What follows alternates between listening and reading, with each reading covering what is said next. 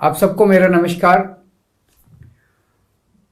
गणतंत्र दिवस की सब लोगों को बहुत बहुत शुभकामनाएं। हम देखते हैं कि किस तरह से बॉर्डर के ऊपर जवान सैनिक देश की रक्षा के लिए, हमारी सुरक्षा के लिए अपनी जान की बाजी लगा देते हैं। किस तरह से पुलिस वाले डे टू डे अपनी जिंदगी में हमारी सुरक्षा के लिए कई बार ट्रैफिक के ऊपर, कई बार हमारे लॉ एंड ऑर्डर के दौरान अपनी जान की बाजी लगा देते हैं। उसी तरह से होमगार्ड, सिविल डिफेंस वॉलंटियर्स अपनी जान की परवाह किए बिना हम लोगों की सुरक्षा करते हैं। ऐसे लोगों की जब मौत हो जाती है, जब ऐसे लोग शहीद हो जाते हैं, अभी तक हमारे देश में व्यवस्था बड़ी खराब थी। इनके परिवार रुल जाते हैं, इनके परिवार को पूछने वाला कोई नहीं होता है।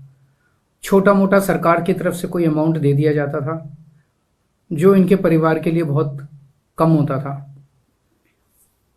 जब से हमारी सरकार बनी है, हम ऐसे शहीदों की जान की कीमत नहीं लगाई जा सकती, उनकी जान के पैसे नहीं दिए जा सकते, लेकिन एक तरह से उनके परिवार की मदद करने के लिए और उनको सम्मान देने के लिए हमने तय किया कि ऐसे सभी शहीदों को मरणोपरांत उनके परिवार को 1-1 करोड़ की राशि दी जाएगी।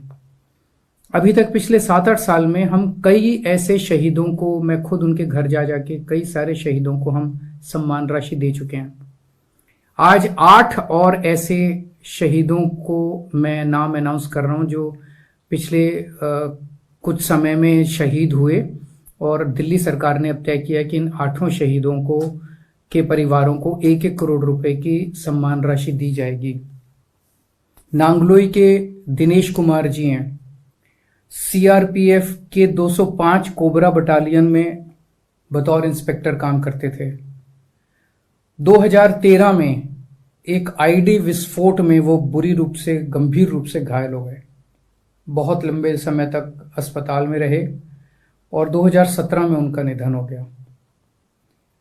दिनेश कुमार जी की शहादत को हम नमन करते हैं और उनके परिवार को 1 करोड़ रुपए की सम्मान राशि दी जाएगी। द्वारका के रहने वाले हैं कैप्टन जयंत जोशी। वो सेना में को पायलट थे और पठानकोट के पास उनका हेलीकॉप्टर दुर्घटनाग्रस्त हो गया। उन्हें पठानकोट के आर्मी हॉस्पिटल में ले जाया गया, लेकिन वो शहीद हो गए। जयंत जोशी जी के भी परिवार को 1 करोड़ रुपए की सम्मान राशि दी जाएगी।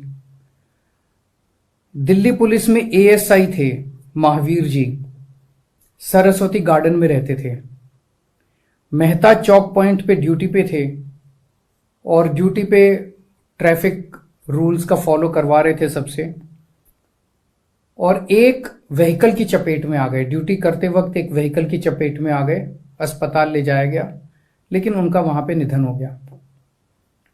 महावीर जी के भी परिवार को 1 करोड़ रुपए की सम्मान राशि दी जाएगी। हमारा दिल्ली फायर डिपार्टमेंट में प्रवीण कुमार जी एक फायर ऑपरेटर थे। तो डिस्पोजेबल प्लेट बनाने की एक फैक्ट्री में आग लग गई। वो आग बुझाने के लिए वहां पे पहुंचे। फैक्ट्री का पिछले वाला जो हिस्सा है वो सारा पूरा कोलैप्स कर गया। ये उसके चपेट में आ गए और वहां इनका निधन हो गया।